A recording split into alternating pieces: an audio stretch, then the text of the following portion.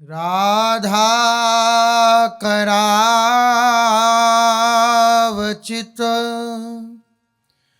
पल्लव वल्लरी के, राधा पदांक विलसन मधुर स्थली के, राधा यशो मुखर मत खगावली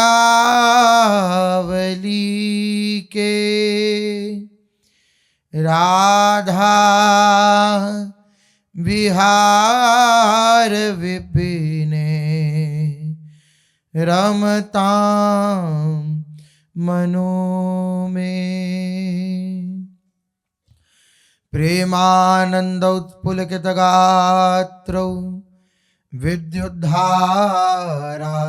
समकांति, श्री राधा कृष्णौ मनसि दधानं वन्देऽहं श्रीहितहरिवंशं,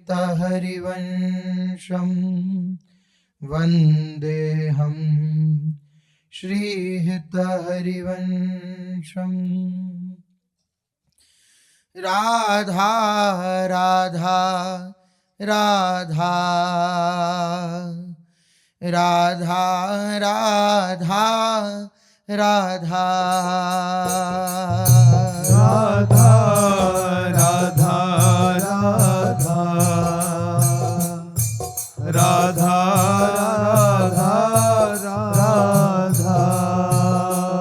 राधा राधा राधा राधा राधा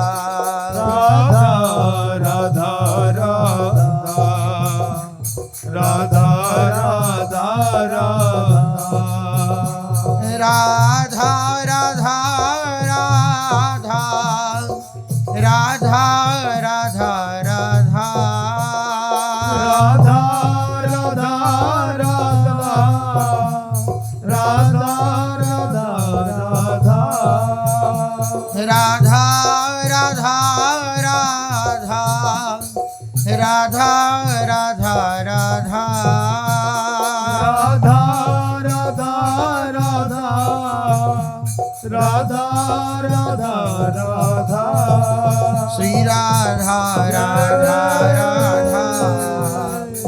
राधा राधा राधा राधा राधा राधा राधा राधा राधा राधा राधा राधा राधा राधा। श्री राधा वल्लभ लाल की, महाप्रभु श्री हरिवंश चंद्रजू महाराज की, श्री सद्गुरुदेव भगवान की जय।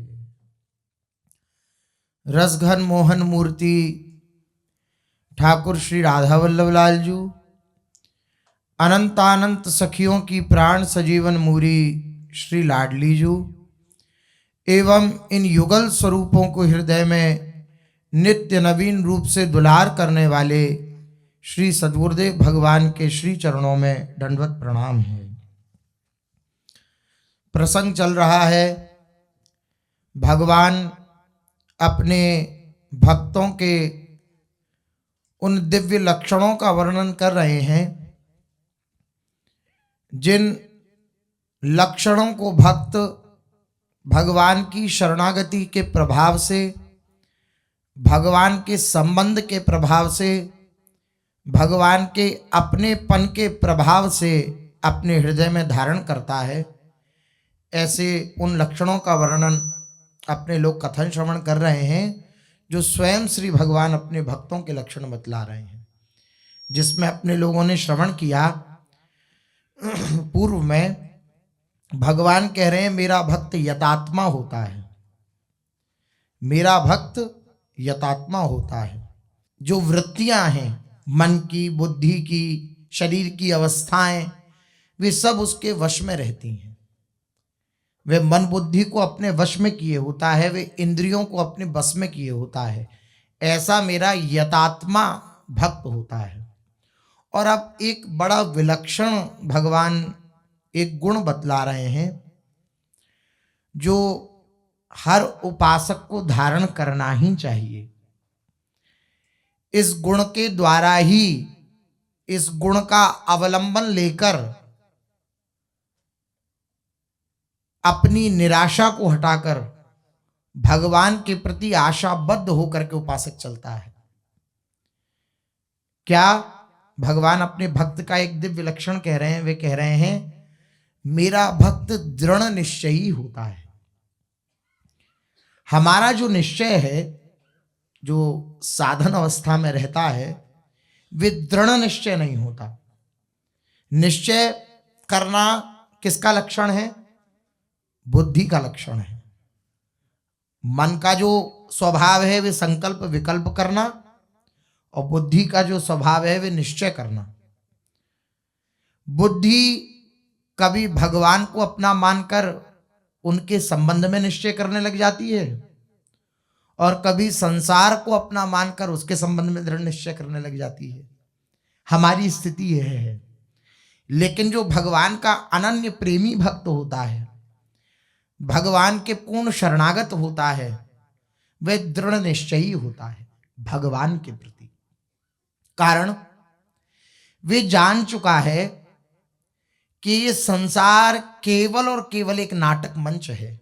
यहां केवल नाटक हो रहा है, असलियत कुछ भी नहीं है। इसलिए जो उसके मन में उठने वाले संकल्प विकल्प हैं, या वह बुद्धि से जो भी निश्चय करता है, वे भगवान के संबंध में ही होता है। इसलिए भक्त दृढ़ निश्चयी होता है।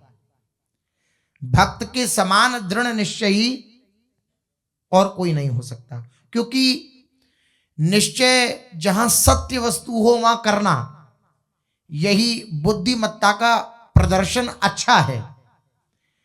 आप नकली नोट को असली मानने लगो, नकली चीज को असली मानने लगो, और उसको दुकान पे चलाओ। वो बच्चों के नहीं आते हैं नोट, और वो जाकर के आप दुकान पे जाओ, आप खूब पढ़े लिखे हो और खूब बुद्धिमान हो, लगता भी देखने से है कि भाई कोई ऐसी चेष्टा नहीं करोगे, लेकिन आप वो बच्चों वाले नोट लेकर के अगर किसी दुकान पे चले जाओ और कहो कि भाई हमें इससे जो हमें इच्छित पदार्थ है वे हमें दीजिए, तो आपको क्या कहा जाएगा? कि आप मंद बुद्धि हो। ये कहा जाएगा कि नहीं कहा जाएगा? भाई बालक हैं, उन्होंने उस नोट में, नकली नोट में निश्चय कर लिया, तो वो उनकी मंद बुद्धि था, अर्थात बालक बुद्धि है। लेकिन आप तो बड़े हो, आपने उस नकली नोट में निश्चय क्यों किया कि इसके द्वारा मैं सामान खरीद सकता हूं? तो ऐसे व्यक्ति को क्या कहा जाता है? मंद बुद्धि वाला। इसी प्रकार भक्त जो होता है, भजन करे सोई चतुर नर। भक्त जो होता है वो परम चतुर होता है। वह मंद बुद्धि का नहीं होता, वह तीक्ष्ण बुद्धि का होता है। ज्ञान और भक्ति के द्वारा उसकी बुद्धि तीक्ष्ण हो जाती है। तीक्ष्ण बुद्धि का प्रभाव क्या है? सही और गलत का तुरंत भेद जान लेना। ये सत्य है और ये असत्य है, इसका तुरंत भेद जान लेना, और सत्य के प्रति दृढ़ निश्चय धारण कर लेना, यही एक तीक्ष्ण बुद्धि का प्रभाव होता है, ये तीक्ष्ण बुद्धि का स्वभाव होता है। तो भक्त जो है वे संसार की किसी भी भौतिक परिस्थिति स्थिति को या किसी भी भौतिक वस्तु को देख करके उधर निश्चय नहीं करता, क्योंकि वो जानता ही नकली है। अगर वे दृढ़ निश्चय उधर करे तो जैसे बाबरों की भांति इस संसार के आवागमन के चक्र में ही जैसे अनंत जीव पड़े हुए हैं, वैसे ही वह भी पड़ जाए।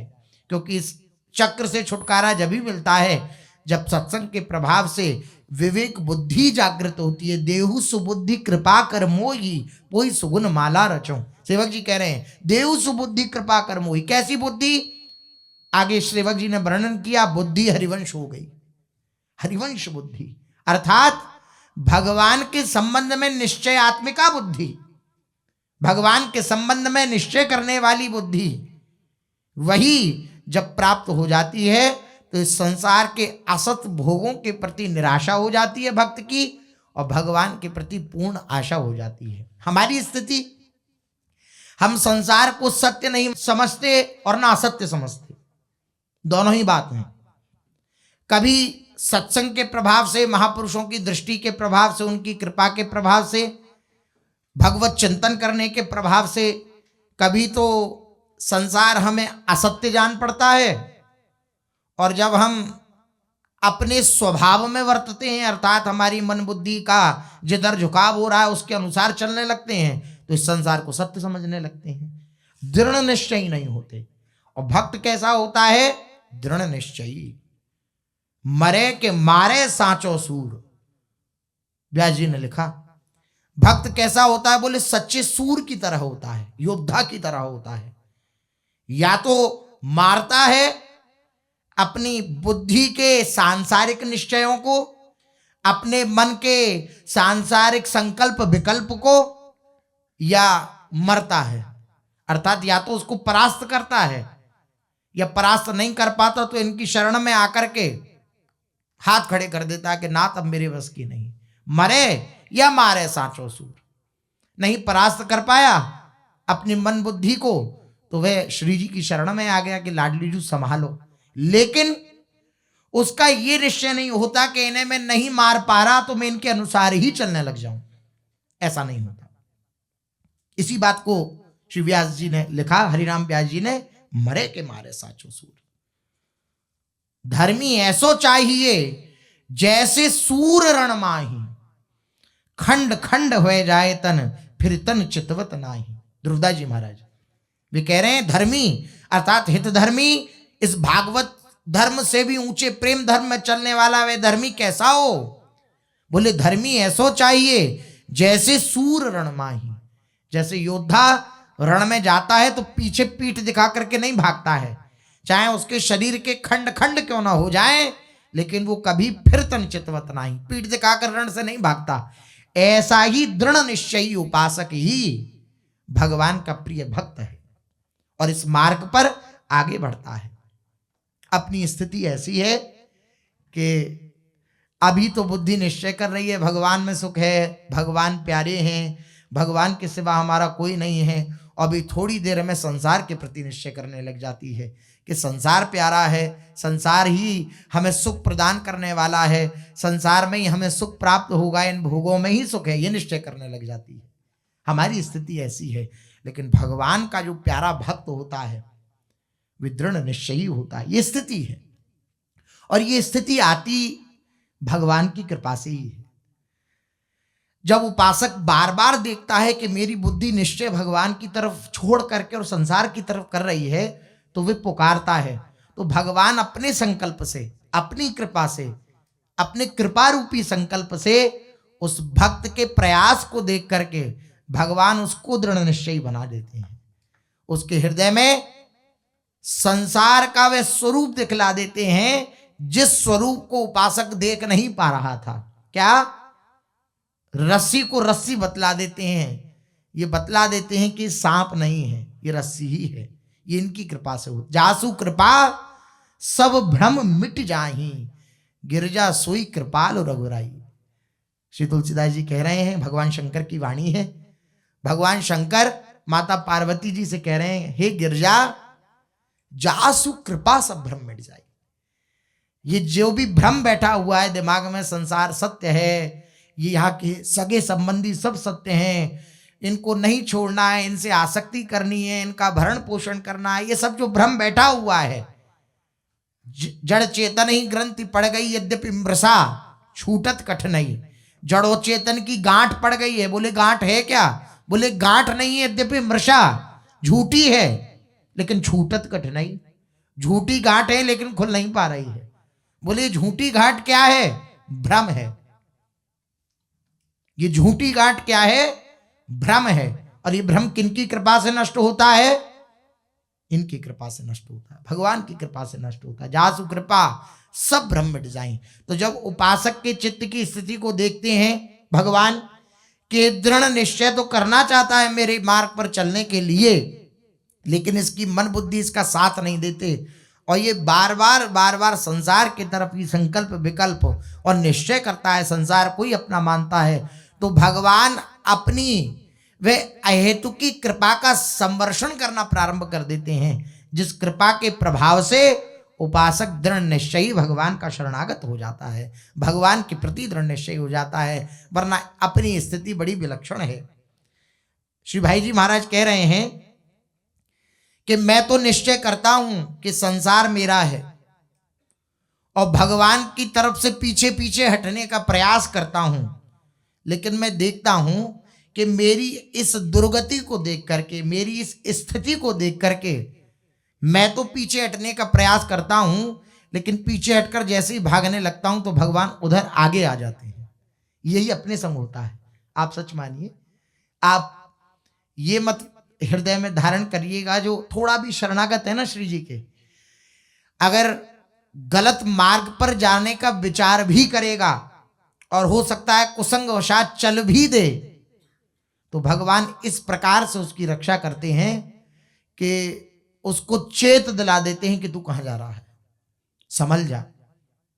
हां, बस एक शर्त है इसमें जो भगवान ने सदा से रखी है, और इन दिव्य गणों की जब चर्चा हो रही है इसमें भी भगवान ने कहा, जो मेरा अनन्य भक्त है, मेरे सिवा जिसका कोई नहीं है।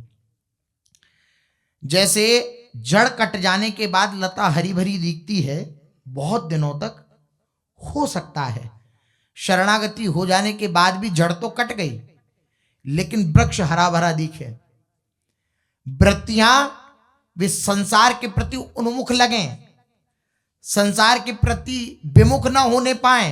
हो सकता है ऐसा, हो सकता है, 100% हो सकता है ऐसा, लेकिन इस बात को सदा ध्यान में रखिएगा कि जड़ कट गई है। वे स्वभाव जो पूर्व का है वो हमें परेशान कर रहा है, लेकिन ज्यादा दिन परेशान नहीं करेगा। ये जड़ से कटी हुई लता बहुत दिन तक हरी भरी नहीं रह सकती है, ये सूखेगी।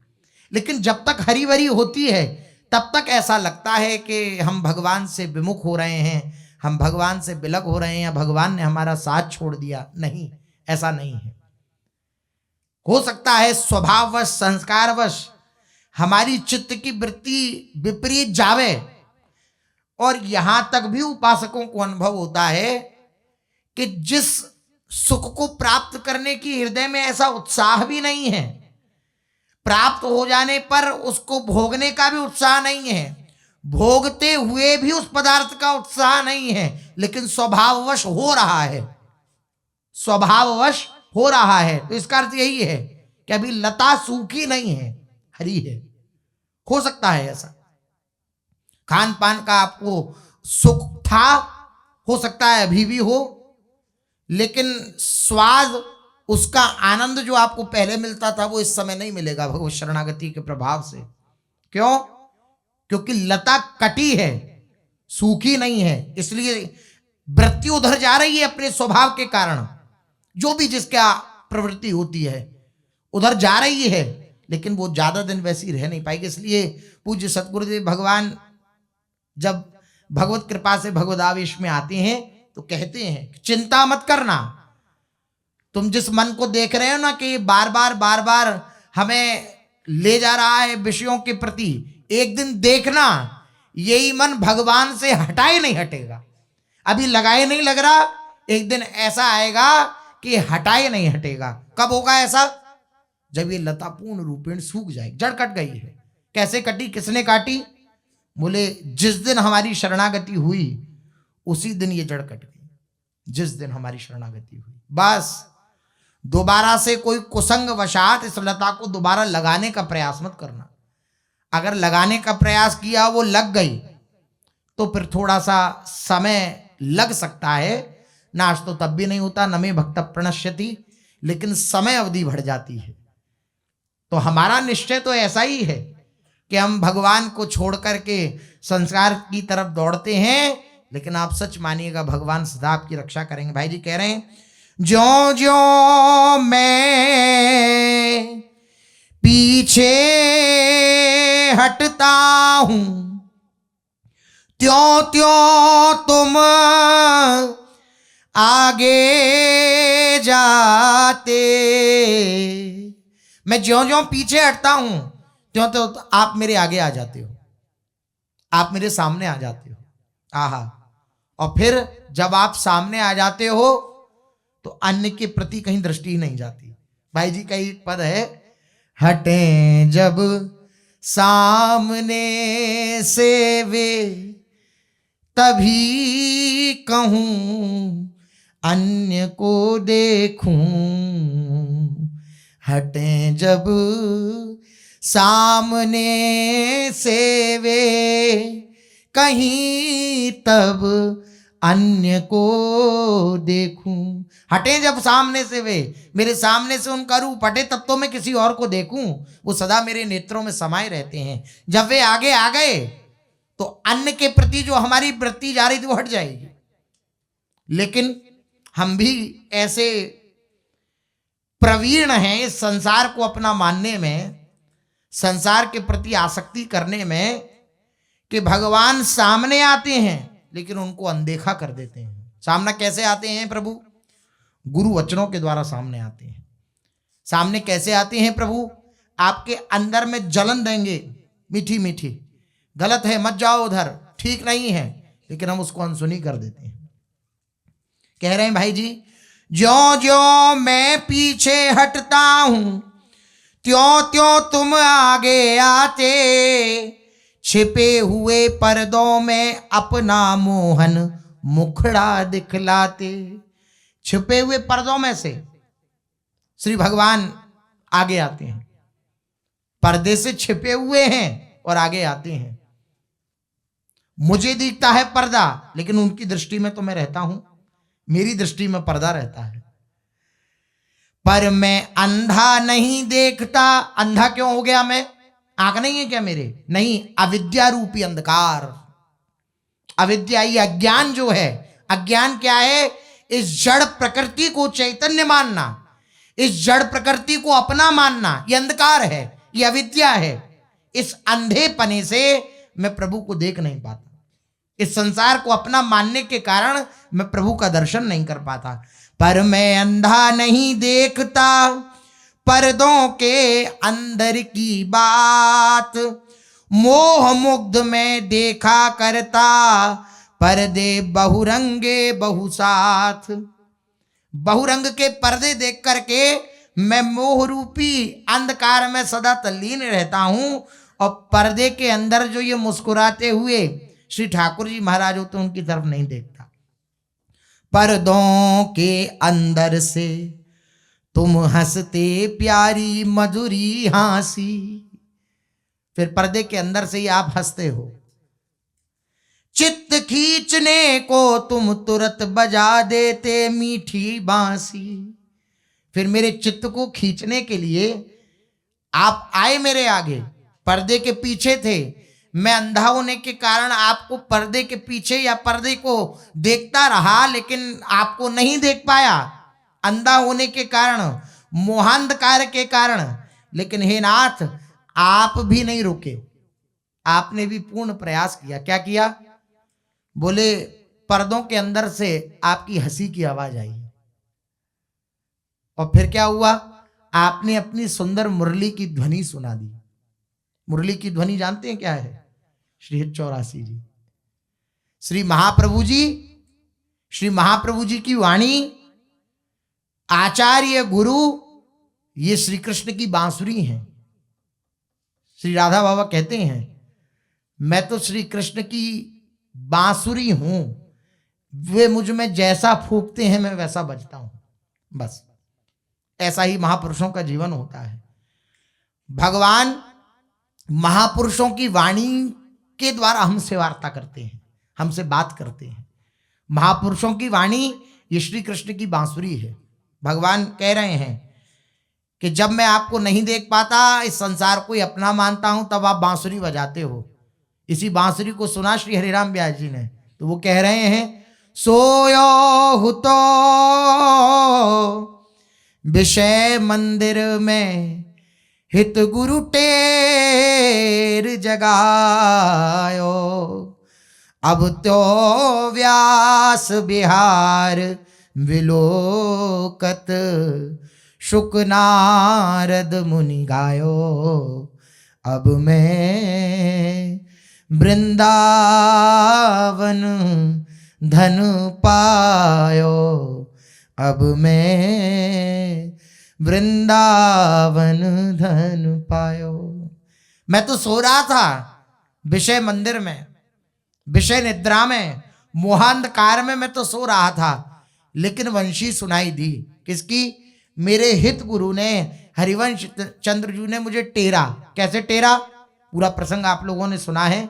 महाप्रभु जी की वाणी तो गाई, उसी के गायन के प्रभाव से हरिराम व्यास जी का चित्त आकर्षित हुआ श्री महाप्रभु जी के चरणों में। कहने का तात्पर्य, जब हम गिरते हैं, संभल नहीं पाते हैं, और भगवान ने हमें अंगीकार कर लिया है, स्वीकार कर लिया है, तो वो अपनी कृपा से महापुरुषों की दिव्य वाणी की गूंज देते हैं, बांसुरी बजाते हैं। ये महापुरुषों की वाणी जो हमारे कर्ण रंध्रों में प्रवेश कर रही है, आप सच मानिए प्रभु ने अपना मान करके पर्दे के पीछे से अपनी बंसी बजाई है। जो भाई जी महाराज कह रहे हैं, चित्त खींचने को तुम तुरत बजा देते मीठी बांसी, सुनता हूं मोहित होता, दर्शन की भीक्षा करता। ऐसा ही हो रहा है। महापुरुषों की वाणी सुनी, उसको सुना, उस वाणी से मैं मोहित भी हुआ, और फिर हृदय में एक महापुरुषों की वाणी के प्रभाव से लालसा उत्पन्न हुई कि जहां से इस बांसुरी की आवाज आ रही है उनका एक बार दर्शन करूं। वही बात कह रहे हैं, बड़ी सुंदर बात। भाई जी महाराज अद्वितीय। सुनता हूं मोहित होता, दर्शन की भी इच्छा करता, पाता नहीं देख पर जड़मती, इधर उधर मारा फिरता, तरह तरह से ध्यान खींचते, करते विविध भांति संकेत, चौकन्ना सा रह जाता हूं, नहीं समझता मूर्ख अचेत। मैं अचेत, मैं मूर्ख। इस संसार की आसक्ति के कारण आपसे मिलने की आकांक्षा तो करता हूं मैं, लेकिन इस संसार की आकांक्षा के कारण, इस संसार से मिलन के कारण, इसकी आशा अपने हृदय में धारण करने के कारण मैं भटकता फिरता हूं, इधर उधर भटकता फिरता हूं, लेकिन आपको प्राप्त नहीं कर पाता। तो भी नहीं ऊबते हो तुम, मेरी ऐसी स्थिति को देख करके और अपनी करुणा को देख करके कि मैंने इस पर इतनी करुणा करी, इतनी करुणा करी, लेकिन फिर भी ये मेरी तरफ नहीं मुड़ रहा है, इस बात को देख करके आप हतोत्साहित नहीं होते।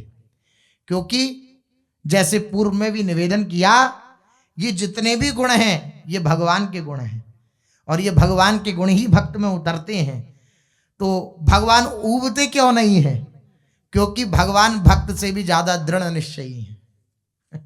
भगवान भक्त से भी ज्यादा दृढ़ निश्चयी। एक बार उन्होंने स्वीकार कर लिया ये मेरा, तो ऐसी दृढ़ निश्चय के साथ स्वीकार कर लिया कि अगर वो भी कह दे सामने से कि मैं नहीं हूं आपका, तो भगवान कहे ऐसे कैसे नहीं है भाई, तू मेरा, तूने अब एक बार हमें कह दिया, हम तो तुझे अपना बना के ही छोड़ेंगे।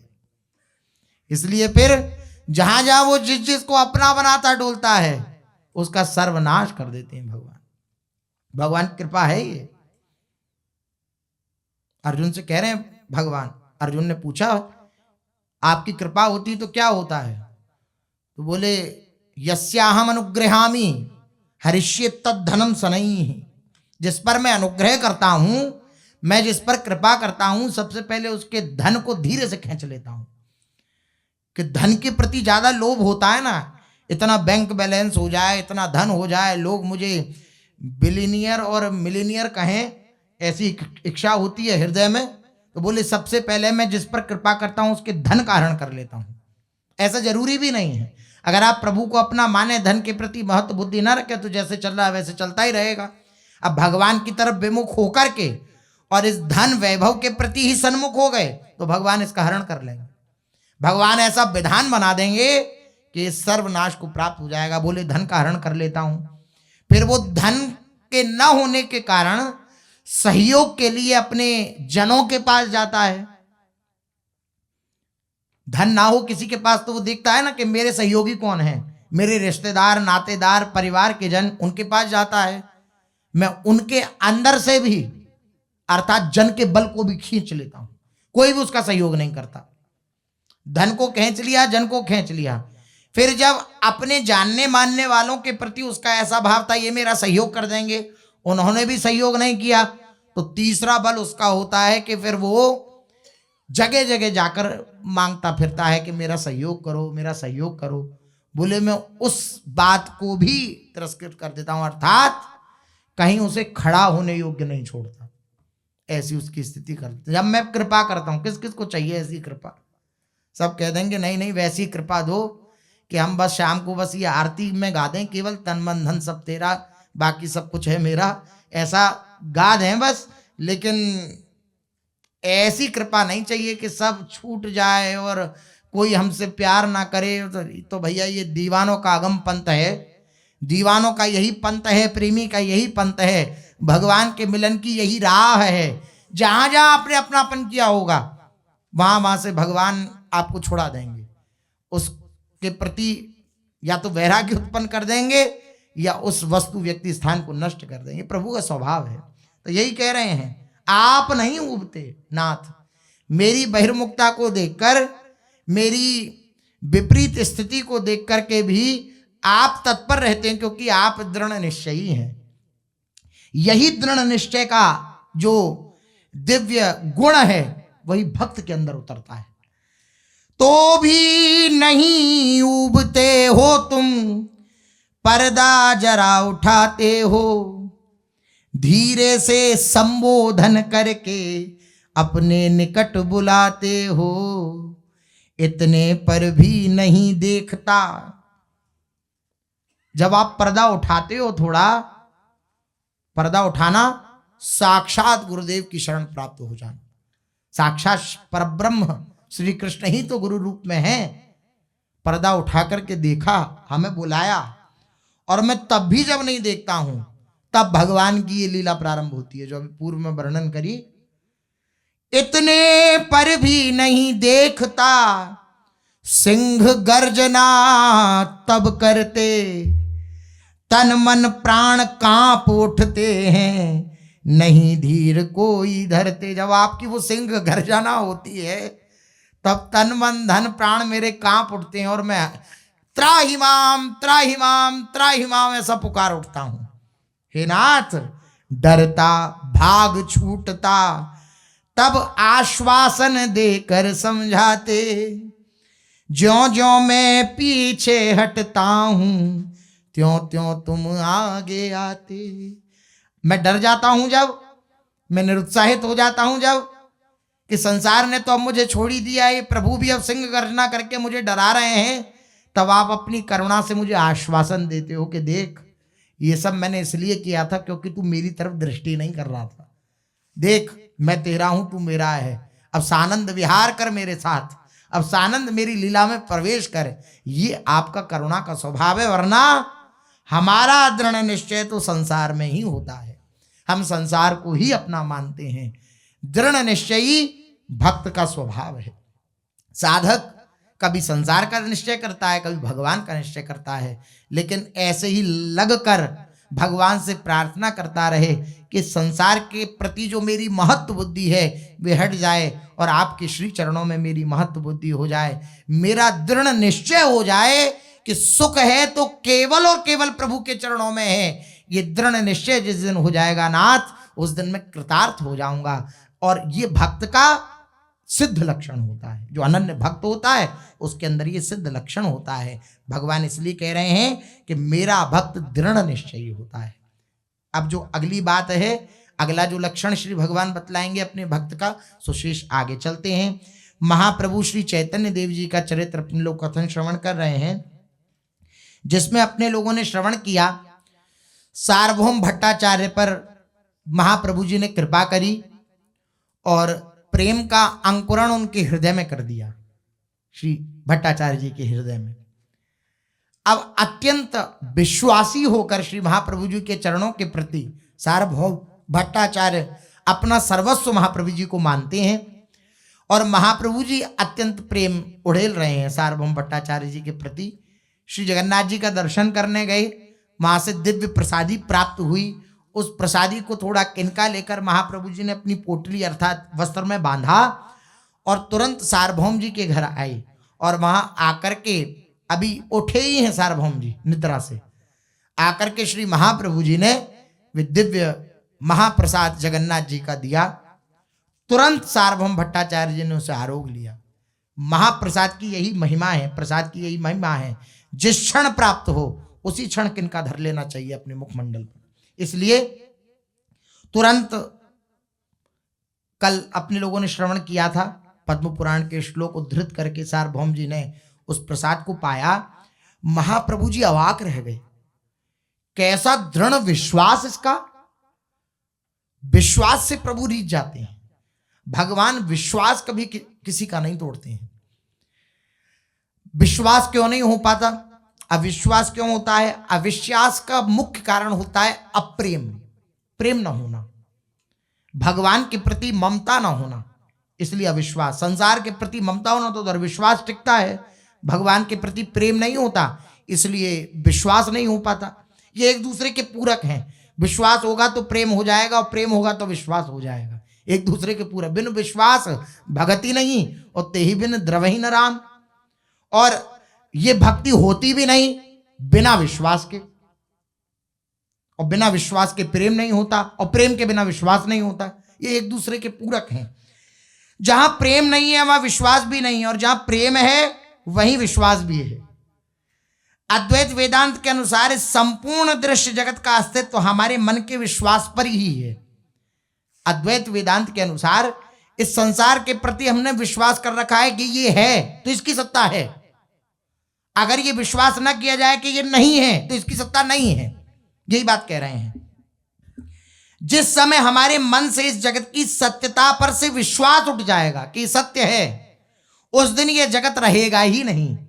इसलिए वेदांती कहते हैं तुम इस बात पर विश्वास करो कि सोहम, मैं वही हूं, सोहमस्मि चिदानंद रूप शिवोहम शिवोहम, इस बात पर विश्वास करो। और भक्ति मार्ग ये कहते हैं कि इस बात पर विश्वास करो मैं श्री जी का दास हूं, मैं श्री जी की दासी हूं, मैं लाडली जी का हूं, मैं श्री कृष्ण का हूं, इस बात पर विश्वास करो। अर्थात मुख्य बात यह है कि संसार से विश्वास हटे और प्रभु के प्रति विश्वास हो। जहां विश्वास प्रभु के प्रति हुआ, संसार से हटा, तो संसार की सत्ता समाप्त हो जाएगी। संसार संसार नहीं रहेगा, जो है असलियत में प्रभु ही प्रभु दर्शनीय हो जाएंगे, दिखने लगेंगे। हमारी वृत्ति बहिर्मुखी है क्योंकि हमारी इंद्रियों के द्वार बाहर की ओर सदा परिलक्षित रहते हैं, इसलिए हम बाहरी वस्तुओं पर तो विश्वास करते हैं किंतु उनमें जो भीतर छिपा हुआ रहस्य है उसे हम नहीं समझ पाते। जिसने उस भीतर छुपे हुए रहस्य को समझ लिया वे सचमुच में सब बंधनों से मुक्त हो गया। जिसने उस भीतर के रहस्य को समझ लिया, और यह रहस्य रघुनाथ कर बेग न जाने कोई, जो जाने रघुपति कृपा तो सपने मोह न हो। ये रहस्य उजागर होता है, ये भ्रम मिटता है इनकी कृपा से है। नाम का आश्रय ग्रहण करके भी लोग पाप कर्म में प्रवृत्त होते हैं। इसका कारण यह है कि नाम के प्रति विश्वास नहीं है। प्रसाद पाकर भी भगवान के प्रसाद के बहाने से कितने लोग अपने जीव की लोलुपता को पोषित करते हैं। इसका अर्थ यह है कि प्रसाद पर विश्वास नहीं है। कह रहे हैं वास्तव में उन्हें प्रसाद का और भगवान नाम का महत्व नहीं मालूम है, तभी तो वे चमकते हुए कांच के बदले में हीरा दे देते हैं। भगवान नाम हीरा के समान है, लेकिन विषयों में अपनी श्वासों को खोकर हम भगवान नाम को भूल जाते हैं। इसका कारण क्या है? उधर ही हमारा विश्वास है, नाम में विश्वास नहीं है।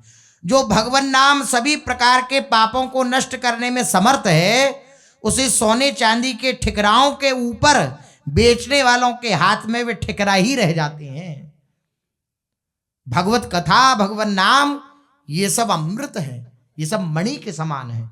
देखिए, जब परीक्षित को श्री सुखदेव जी महाराज कथा सुनाने लगे तो देवता आए और अमृत का कलश लेकर आए कि परीक्षित को मृत्यु का डर है कि मेरी 7 दिन बाद मृत्यु हो जाएगी, तो हम अमृत कलश लेकर के आए हैं स्वर्ग से, तो आप इन्हें अमृत पिला दीजिए और हमें कथामृत पिला दीजिए। अमृत पिए हुए देवता भी लालायित रहते हैं कथामृत के लिए। तो भगवान शुकदेव हंसे और परिहास करते हुए कहने लगे, क्व सुधा क्व कथा लोके क्व कांचः क्व मणिर्महान।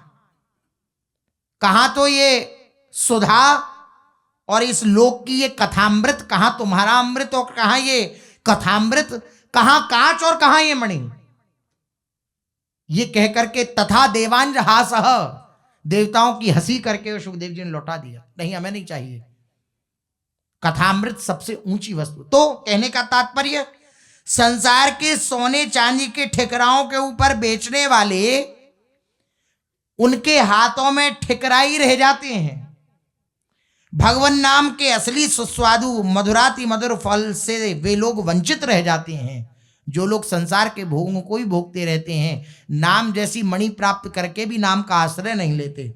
विश्वास से जिसने एक बार महाप्रसाद पा लिया, विश्वास के साथ जिसने एक बार भी महाप्रसाद पा लिया, फिर उसकी जिह्वा खट्टे मीठे के भेदभाव को भूल जाती है। प्रसाद का सच्चा भोक्ता तो यही है कि ये दो ऐसी भावना ना हो। अपनी स्थिति तो ऐसी है कि ये दीजिए ये मत दीजिए, लेकिन सच्चा प्रसाद भोक्ता तो यही है जो सामने आ जाए उसे ग्रहण करे। जिसने श्रद्धा विश्वास के सहित एक बार भगवान नाम का उच्चारण कर लिया, फिर उसे संसारी किसी पदार्थ की वांछा नहीं रह सकती। एक बड़े भारी महात्मा ने हमें एक चरित्र सुनाया कि एक सरल हृदय स्त्री थी। उसने कभी भी भगवान का नाम नहीं लिया, किंतु कभी भी शास्त्र विरुद्ध आचरण नहीं किया। नाम भी नहीं लिया लेकिन शास्त्र विरुद्ध आचरण नहीं किया। उसके द्वारा किसी भी प्राणी को कभी कष्ट नहीं होता था। एक दिन उसने एक बड़े भक्त के मुख से ये श्लोक सुन लिया। अब क्या है, शास्त्रोचित आचरण करने के प्रभाव से, शास्त्र का निष्काम भाव से अगर आश्रय लिया जाए तो शास्त्रों का जो रहस्य है वे प्रकाशित होने लगता है और भगवान कृपा करते हैं और सही मार्ग को प्रदर्शित कर। जैसे सार्वभौम भट्टाचार्य जी के जीवन में भी अपने लोगों ने देखा, तो एक भक्त के मुख से उन्होंने सुना एक एक श्लोक, और जैसे ही सुना तो शास्त्र का अध्ययन करना, अर्थात उनका शास्त्र में विश्वास, तभी तो शास्त्रोचित कर्म हो रहे हैं। अब ऐसा विश्वास उनका दृढ़ हुआ इस श्लोक के प्रति कि वे आनंदित हो गई और हृदय में सोचने लगी कि इस श्लोक में जो लिखा है वो तो मैंने आज तक किया ही नहीं, मेरा जीवन तो ऐसे ही व्यर्थ चला गया। उसी समय उन्होंने उस श्लोक में वर्णित उस क्रिया को किया और तुरंत भगवत धाम प्रयाण कर गई। वे क्या श्लोक बार बार अपने लोग श्रवण करते हैं।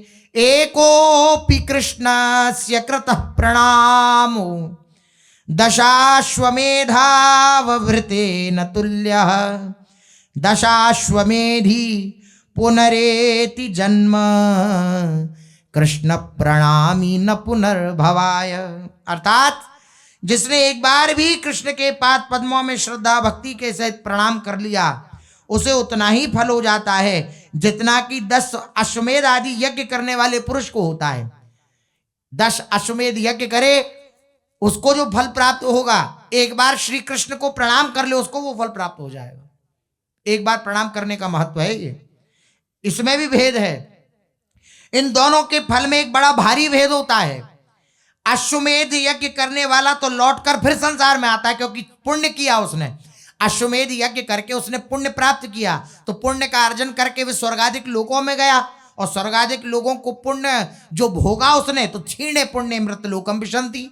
जैसे पुण्य उसके क्षीण हुए तो तुरंत उसे फिर मृत्यु लोक में धक्का दे दिया गया स्वर्ग से। इसी प्रकार से वह अश्वमेध यज्ञ करने वाला, इतना पुण्य अर्जित करने वाला पुनः संसार में आता है, लेकिन कृष्ण प्रणामी न पुनर्भवाया। कृष्ण को प्रणाम करने वाला, भगवान को प्रणाम करने वाला, वो पुनः संसार में कभी नहीं आता, इस दुखालय में कभी नहीं आता। ये प्रणाम का महत्व है। अब इस बात पर विश्वास होना चाहिए। इस बात पर विश्वास है? हृदय से पूछ के देखिए, मन से, क्या श्री जी को कभी प्रणाम नहीं किया? किया है, लेकिन मन राजी होता है इस बात को स्वीकार करने में कि अब मैं संसार में कभी नहीं आऊंगा। वो अंदर से कहता है कि नहीं, मेरे में ऐसी योग्यता। अरे अपनी योग्यता से क्या शास्त्र वचन पर विश्वास नहीं है क्या? शास्त्र वचन है, कोई इसमें शर्त भी नहीं है। केवल ये शर्त है कि प्रणाम कर दिया, साष्टांग प्रणाम कर दिया लाडली जू के आगे, बस। अब पुनरेपि जन्म, पुनर्जन्म नहीं होगा, पुनः इस संसार में नहीं आना पड़ेगा। अब इस बात पर विश्वास न होने के कारण दुखी रहते हैं हम। पता नहीं नाश ना हो जाए, कल्याण ना हो जाए, हमारा मंगल ना हो जाए। अरे इतने इतने बलवान अस्त्र हैं हमारे पास कि एक का भी आश्रय ले लिया जाए विश्वास पूर्वक, तो एक बात ही इस भवसागर से हमें पार कर देने वाली है। और हमारे पास तो कितनी सारी बातें हैं, चरणामृत, तुलसी जी, यमुना जी, वृंदावन, गुरुदेव, श्री जी, ठाकुर, कितने सब हैं, तब भी हमारा हृदय विश्वास करने पर राजी नहीं होता है। लेकिन जो विश्वास करता है, तो हित ध्रुव जो विश्वास है तभी सुधरे बात सुधर जाती है। अब ये जो माता थी, इन्होंने ये श्लोक सुना प्रथम बार, सुनते ही इस श्लोक को वह माता विकल हो उठी। यह है विश्वास का चमत्कार। हम भी सुनते हैं, हम भी प्रणाम करते हैं, लेकिन विकल नहीं होते, आनंदित नहीं होते। क्यों? विश्वास न होने के कारण। इन माता को विश्वास था, विश्वास होने के कारण ये माता विकल हो उठी। उनके संपूर्ण शरीर में रोमांच हो गया, आंखों से अश्रु की धारा बहने लगी। गदगद कंठ से लड़खड़ाती हुई वाणी में उसने बड़े पश्चाताप के स्वर में कहा, हाय, मैंने अभी तक एक दिन भी भगवान के चरण कमलों में प्रणाम नहीं किया। इतना कहा और इतना कहकर ज्यों ही वे प्रणाम करा उन्होंने, त्यों ही उनका ये नश्वर शरीर छूटा और भगवत धाम में वे प्रयाण कर गए। ये विश्वास का ये चमत्कार है। श्री हरि के अनंत धाम के लिए चली गई। इसका नाम है श्रद्धा या विश्वास।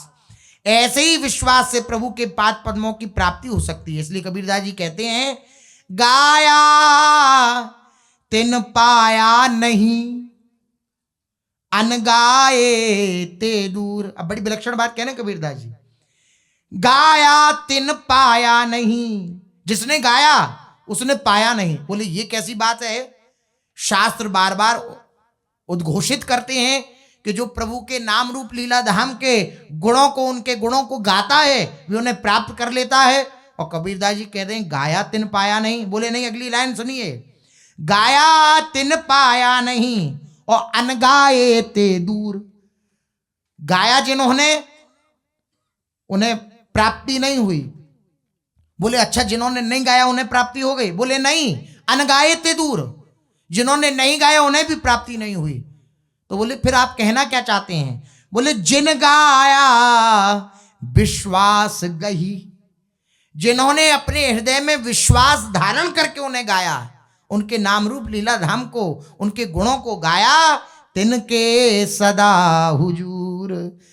जिन गाया विश्वास गही, तिनके सदा हुजूर।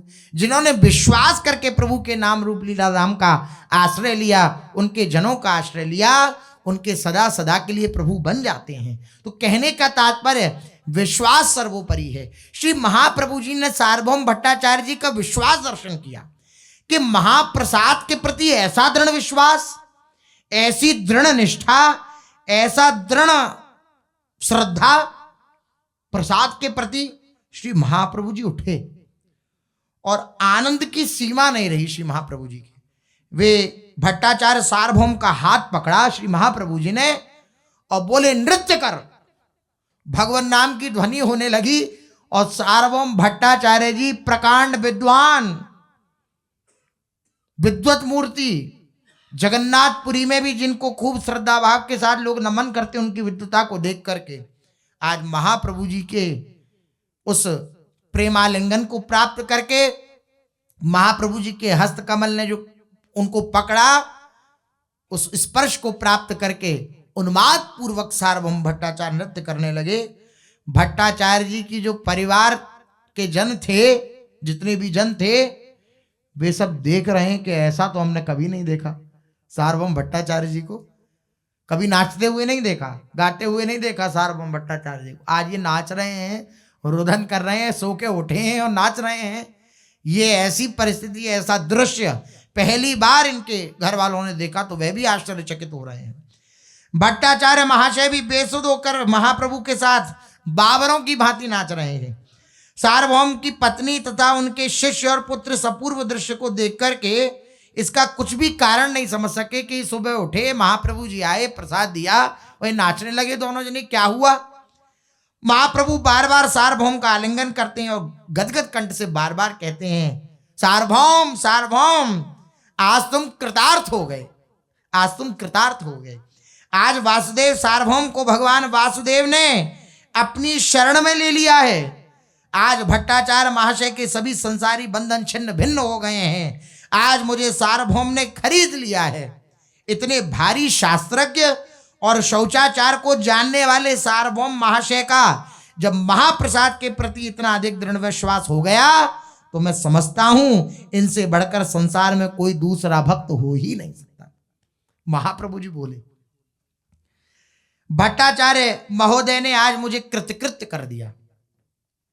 विलक्षण बात है। उद्धव जी ने कहा है कि नाथ, संसार के प्राणियों को देख करके, उनकी दुर्दशा को देख करके मैं क्लेशित होता हूं, अपने लिए मैं क्लेशित नहीं होता, क्योंकि आपकी उच्छिष्ट माला, आपकी प्रसादी माला, आपके प्रसादी वस्त्र, आपका प्रसादी अंग वस्त्र आदि ये सब जो मुझे प्राप्त होता है, आपका उच्छिष्ट जो प्राप्त होता है, मैं इसके आश्रय से इस संसार बंधन को काट करके आपके दिव्य धाम को प्राप्त कर लूंगा। मुझे अपने लिए चिंता नहीं है, मुझे संसारी लोगों के लिए चिंता होती है। कहने का तात्पर्य, श्री भगवान की स्पर्श की हुई वस्तु में भी इतनी सामर्थ्य है कि संसार बंधन को काट करके और भगवान के निज धाम में प्रतिष्ठित कर दे। भगवान चैतन्य देव जी भी सार्वभौम भट्टाचार्य जी के प्रति बड़े अनुराग से युक्त हो रहे हैं, आनंदित हो रहे हैं। उन्होंने कहा, आज तुमने मुझे खरीद लिया। तुम्हारा महाप्रसाद के प्रति, यद्यपि तुम शौचाचार का नियम जानते हो, तुम शास्त्रज्ञ हो, लेकिन फिर भी महाप्रसाद की महिमा जान करके, महाप्रसाद के प्रति पूर्ण श्रद्धा दिखाकर तुमने इसे ग्रहण किया। तुम सर्वोपरि भक्त हो। आज मेरी पुरी में आना सफल हो गया, जगन्नाथपुरी में मैं आया, मेरा आना सफल हो गया। महाप्रभु के मुख से ऐसी बातें सुनकर भट्टाचार्य सार्वभौम कुछ लज्जित से हुए और बार बार महाप्रभु के चरणों की धूलि को अपने संपूर्ण शरीर पर मलते हुए कहने लगे कि ये सब तो प्रभु के चरणों की कृपा है। मुझ अधम के ऊपर कृपा करके ही आपने संसार सागर में डूबते हुए को हाथ पकड़ के उबारा है। आपने मेरा हाथ, मैं तो डूब रहा था, मेरा हाथ पकड़ के आपने उबारा है।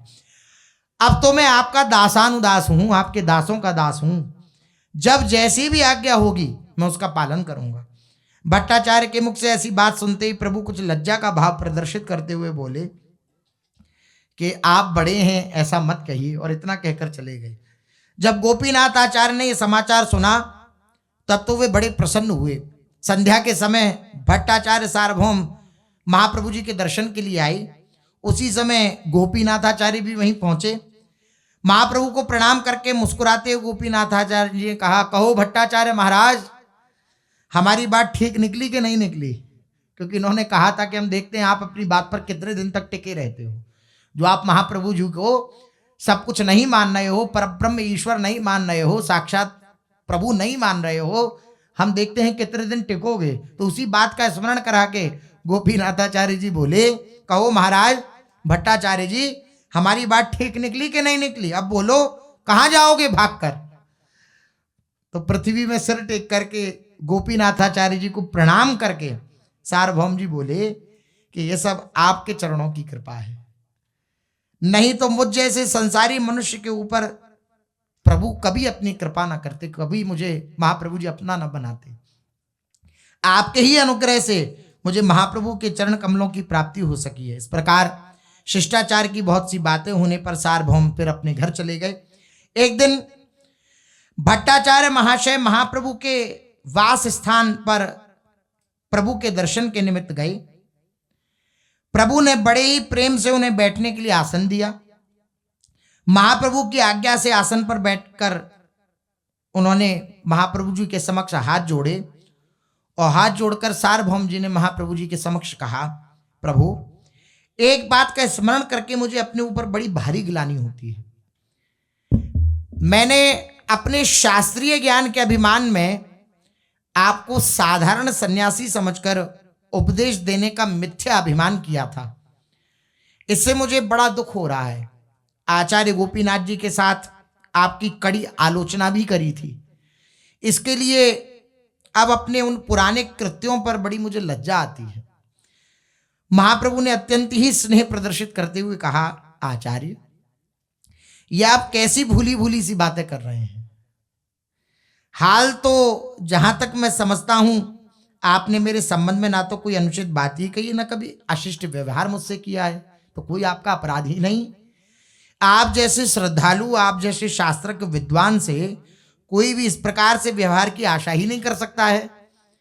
थोड़ी देर के लिए मान भी लें कि आपने कोई अनुचित बर्ताव किया भी, तो वह तभी तक था जब तक कि मेरा आपका प्रगाढ़ प्रेम संबंध नहीं हुआ था। प्रेम संबंध हो जाने पर तो पुरानी सभी बातें भुला दी जाती हैं, नियम है। तो आप क्यों बातें पुरानी याद करते हैं? देखिए, भक्त के दोषों को अगर भक्त स्मृति भी करे तो भगवान कैसे उसे टालते हैं, कैसे उसे समझाते हैं। तू चिंता मत कर, तू मत देख अपने दोषों की तरफ, अरे तू चिंता मत कर, तू मेरी तरफ देख। कैसा स्वभाव है इनका। वरना आप विचार करो,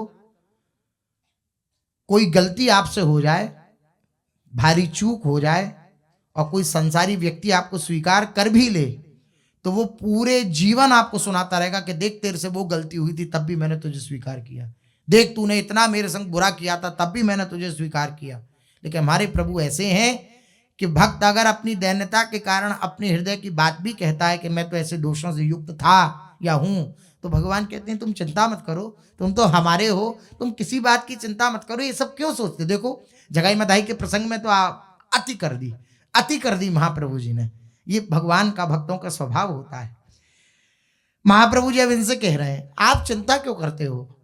अब हमारा संबंध प्रेम का संबंध है, पुरानी बातें भूल ही जाना चाहिए। प्रेम होने पर तो एक प्रकार से नूतन जीवन आरंभ होता है, नया जीवन प्रारंभ होता है। जिस प्रकार जन्म होने पर पिछले सभी जन्मों की बातें भूल दी जाती हैं, उसी प्रकार प्रेम हो जाने पर तो पिछली बातों पर ध्यान ही नहीं देना चाहिए।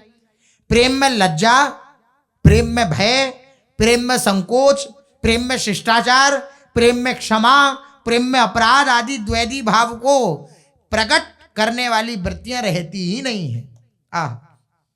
वहां तो नित्य नूतन रस का आस्वादन करते रहना ही शेष रह जाता है। क्यों? ठीक है ना? श्री महाप्रभु जी ने सार्वभौम जी से पूछा। सार्वभौम इसका कुछ भी उत्तर नहीं दिया, क्षण भर चुप रहे और थोड़ी देर के अनंतर फिर सार्वभौम जी ने पूछा। सो शेष चर्चा आगे। श्री राधा वल्लभ लाल की जय।